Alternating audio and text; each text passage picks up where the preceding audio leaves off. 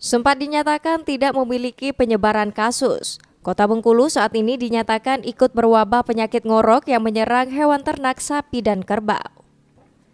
Data Dinas Pangan dan Pertanian Kota Bengkulu tercatat sudah sebanyak 9 kasus sapi ngorok yang menyerang ternak warga di Kota Bengkulu. 3 ekor sapi diantaranya terpaksa dilakukan pemotongan karena tak dapat diobati akibat penyakit yang sudah terlalu parah. Sementara sisanya masih dalam proses pengobatan yang dilakukan oleh tim kesehatan hewan setempat. Penyebaran kasus sapi ngorok ini diduga berasal dari masuknya hewan ternak sapi yang dibeli peternak dari daerah yang berwabah penyakit tersebut.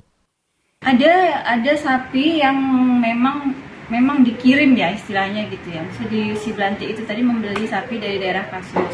Ada juga yang memang lokasi kita seperti di perbatasan Bengkulu dengan kabupaten tetangga, atau kabupaten tetangga yang sudah kena, kita kan polanya dipadangkan. Nah, jadi ketika dipadangkan itu bercampur dengan sapi kabupaten tetangga yang terindikasi. Jadi dia pulang dari padangan, dia bawa virus itu.